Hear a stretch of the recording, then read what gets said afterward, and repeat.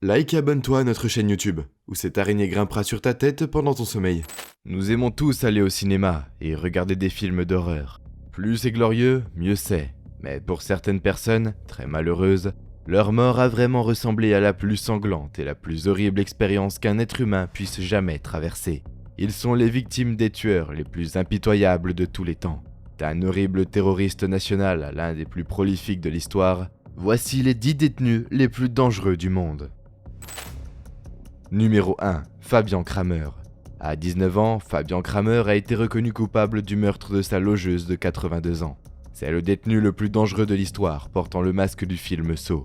Et avec un couteau de cuisine, il a poignardé le corps de sa victime jusqu'à 50 fois, dans son propre appartement, qui était adjacent au sien. Fabian a nié le meurtre jusqu'à la fin, et son avocat a plaidé pour qu'il soit libéré.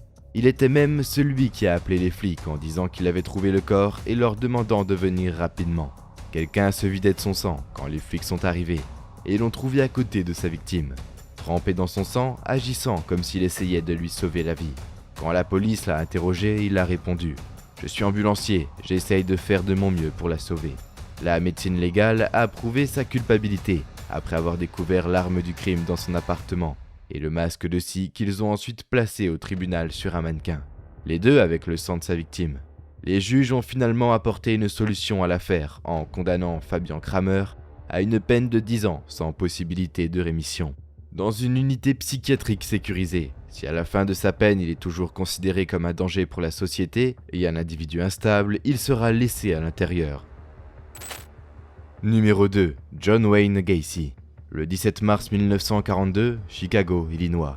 John Wayne Gacy est né. Il a grandi soumis à l'abus de son père alcoolique. Malgré cela, il a continué à trouver le succès comme homme d'affaires en gérant 3 restaurants KFC, avant de lancer sa propre entreprise de construction. Il était plutôt sur la bonne route pour être un exemple de réussite. À 26 ans, son passé a commencé à le rattraper. Son premier mariage est tombé à l'eau en 1968. Il a été reconnu coupable d'abus sexuels sur un enfant de 16 ans. Malgré bien qu'il soit le père des 2 enfants, plus tard, les choses semblaient revenir à la normale. Il a créé sa propre entreprise et se concentrait sur sa communauté. Il s'est même remarié et pendant son temps libre, il prenait le personnage de Pogo, un clown enjoué pour divertir les enfants malades et collecter des fonds pour des œuvres caritatives. Il a fait partie d'un comité d'organisation locale et ses performances exceptionnelles lui ont permis de rencontrer la première dame Rosalind Carter en 1978. Gacy a été condamné pour le viol, la torture et le meurtre de 33 adolescents et de jeunes hommes. Il attirait ses victimes dans sa maison de Norwood Park. Il leur faisait passer des menottes puis les torturait et les attaquait sexuellement. Les victimes désormais sans défense. Il a été surnommé le clown tueur. Numéro 3. Brady Franklin Styles.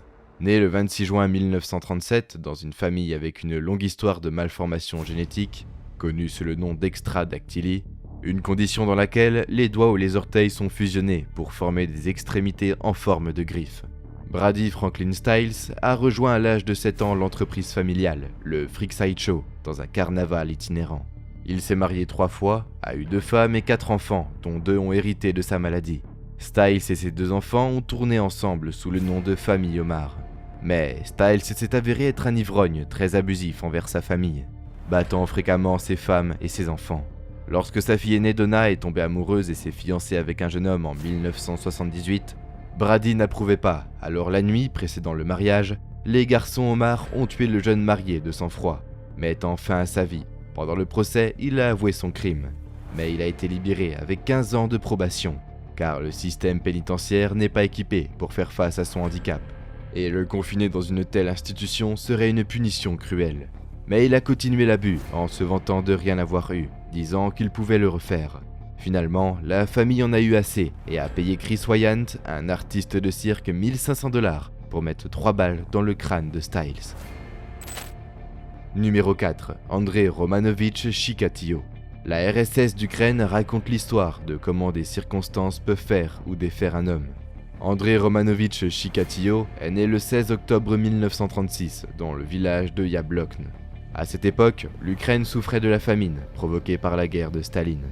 Il était le fils d'un couple de travailleurs d'une ferme collective et vivait dans une extrême pauvreté. Il devait souvent se nourrir d'herbes et de feuilles.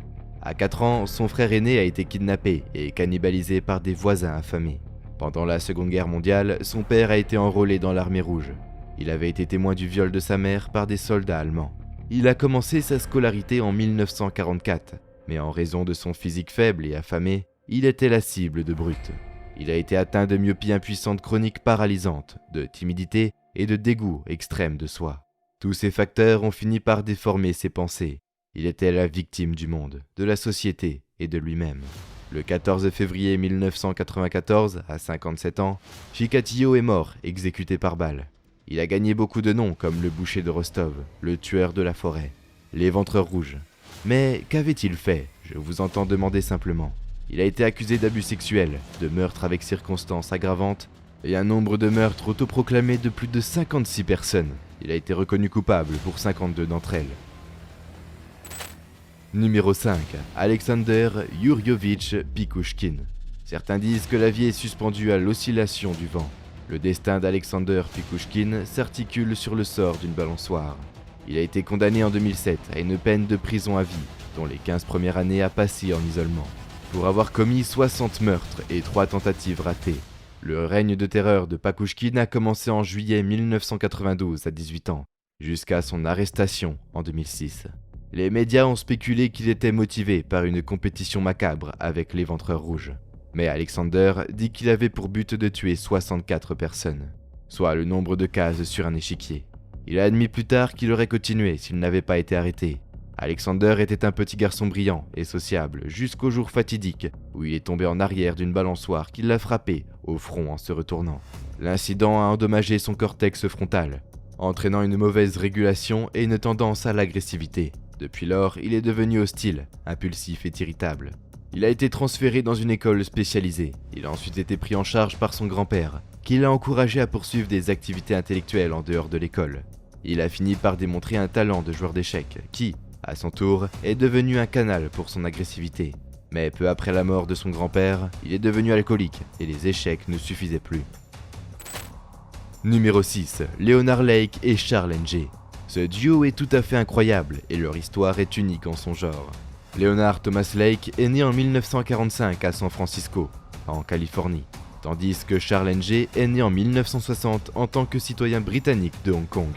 À cause de sa personnalité troublée et solitaire, qui lui a valu d'être renvoyé de plusieurs écoles, le Hongkongais a déménagé aux États-Unis avec un visa d'étudiant en 1978, où il a abandonné l'université, après un semestre en 1979.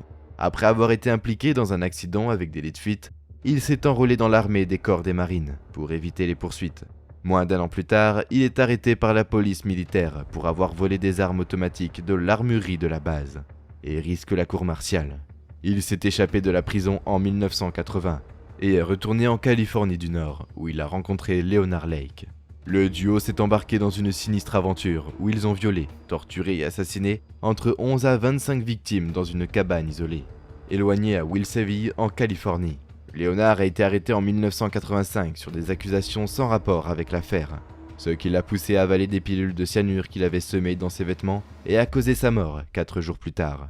La police a fait une descente dans sa cabane et a trouvé des restes humains, des cassettes vidéo et des journaux qui confirmaient l'implication de Charles. Les preuves nouvellement acquises ont servi à condamner Charles, qui reste dans le couloir de la mort à la prison d'État de San Quentin. Numéro 7. Dennis Rader. Dennis Rader, alias le tueur BTK, une abréviation qu'il s'est donnée pour le tueur de la torture, a été condamné à 10 peines consécutives de prison à vie, sans possibilité de libération conditionnelle pendant 175 ans, et il est incarcéré à El Dorado. Il était un sergent-chef de l'armée américaine de l'air et lauréat de la médaille de bonne conduite de l'Air Force. Après avoir été libéré au service militaire en 1970, il s'installe à Park City et fréquente le Butler County Community College à El Dorado et obtient un diplôme d'associé en électronique en 1973, un bachelor de sciences avec une spécialisation en administration de la justice en 1979 à l'Université d'État de Wichita. Il a été appréhendé en février 2005 pour une carrière criminelle qui s'est étendue de janvier 1974 à janvier 1991. Il a été condamné pour 10 meurtres au premier degré. Dès son plus jeune âge, il a manifesté des fantasmes sexuels sadiques zoologiques, du voyeurisme asphyxique auto-érotique et travestissement. Il espionnait souvent des voisines en portant des vêtements féminins, y compris des sous-vêtements volés. Il a réussi à cacher ses tendances de la vue et se faisait passer pour une personne normale, polie et bien élevée en public. Son histoire a été une source d'inspiration pour de nombreux auteurs, dont Stephen King et le Dragon Rouge de Thomas Harris dans le personnage de Francis. Numéro 8. Aileen Wuornos. Acclamée à tort comme la première tueuse en série femme exécutée par injection létale en octobre 2002, Aileen Wuornos est née le 29 février 1956 à Rochester dans le Michigan. Elle n'avait jamais eu de chance depuis le tout début. Son père était en prison pour pédophilie et s'est pendu avant même qu'elle soit née. Sa mère l'a abandonnée, elle et son frère aîné, quand elle avait à peine 4 ans. Elle a été élevée par ses grands-parents qui la battaient et son grand-père qui abusait sexuellement d'elle. Elle a commencé à se prostituer à 11 ans pour de la drogue, des cigarettes et de la nourriture autour de l'école. À 14 ans, elle a été mise enceinte par son frère et a dû donner le bébé à l'adoption. Elle a grandi en pensant que ses grands-parents étaient ses parents, jusqu'à ce que plus tard, à 15 ans, sa grand-mère meure d'une insuffisance hépatique. Son grand-père l'a mise à la porte de la maison et elle a dû subvenir à ses besoins. Elle a dû se prostituer et vivre dans les bois. À 20 ans, son frère est mort d'un cancer de l'œsophage. Son mariage a été annulé au bout de 9 semaines et elle s'impliquait continuellement dans des confrontations. Elle dit « J'ai souffert au point que je luttais vraiment pour survivre ». De 1970 à 1978, elle a fait 6 tentatives de suicide. La vie a continué à se dégrader et de 1989 à 1990, elle a tué 7 de ses clients sous prétexte de légitime défense. Sa vie a été relatée dans le film biographique Monster de 2003. Numéro 9. Charles Manson. Charles Manson est né en novembre 1934 à Cincinnati et est mort en novembre 2017. Il a été reconnu coupable de meurtre au premier degré et de conspiration de meurtre pour la mort de 7 personnes. Manson a admis avoir mis le feu à son école quand il avait 9 ans. De 14 à 18 ans, Manson a été envoyé dans différents centres pour mineurs, où il aurait été battu, abusé et violé. Il s'est échappé plusieurs fois et a commencé sa carrière dans les vols de voitures et les vols à main armée. À 18 ans, il a été pris en train de violer un garçon sous la menace d'un couteau. Libéré en 1955, il a continué d'aller et venir dans différents centres de détention où il a également repris la guitare en 1967. C'est à ce moment-là que Manson a commencé à se transformer en un messie apocalyptique. Selon un culte, il était la manifestation de Jésus-Christ. En 1969, les membres de la secte ont attaqué une maison à Los Angeles, après que Manson leur ait ordonné de trouver le producteur de musique Terry Mercher. Mais Mercher l'avait loué à Roman Polanski et sa femme Sharon Tate. Alors que Polanski était en Europe, les agresseurs ont assassiné sa femme enceinte et les 4 autres personnes présentes. Apparemment, Manson n'était pas content de la panique et de la pagaille de cette nuit-là. Il a donc emmené d'autres membres du culte la nuit suivante pour leur montrer comment on faisait, et il a tué 2 autres personnes dans leur maison. Numéro 10. Mary Malone. Mary Malone est un cas particulier. Née le 23 décembre 1869, Mary travaillait comme cuisinière pour des familles aisées, et on pense qu'elle a infecté entre 51 et 122 personnes avec la fièvre typhoïde. Elle a été la première porteuse asymptomatique identifiée de la bactérie Salmonella typhi. Son insistance à travailler comme cuisinière a été le moyen par lequel la maladie s'est propagée. À une époque où les gens croyaient en la sorcellerie et la magie, où la théorie des germes n'était pas acceptée. Et sans antibiotiques, ni aucun moyen de traiter la fièvre typhoïde, sa carrière a causé la mort confirmée de 3 personnes. Elle a été mise en quarantaine forcée par les autorités 2 fois. Après avoir été libérée après la seconde quarantaine, on lui a offert un emploi de blanchisseuse, jusqu'à ce qu'elle se blesse au bras et que la blessure s'infecte. À ce moment-là, elle a recommencé à cuisiner, mais sans succès. Des agences qui embauchaient des domestiques pour les familles ne lui proposaient pas d'emploi. Elle est donc passée au secteur public. Elle est morte après près de 30 ans d'isolement. Son surnom actuel, Typhoïde Mary, symbolise toute personne qui, sciemment ou inconsciemment, propage une maladie ou quelque chose indésirable. Sa vie a contribué à faire avancer la médecine et les protocoles médicaux lorsqu'il s'agissait de traiter les porteurs asymptomatiques. Son cas a également été responsable de la confirmation et de la preuve de l'idée de porteur asymptomatique. Et nous voilà déjà à la fin de la vidéo. En s'abonnant à SlashCoon, tu deviens automatiquement un ninja. J'espère que la vidéo t'a plu et on se dit à la prochaine pour une toute nouvelle vidéo.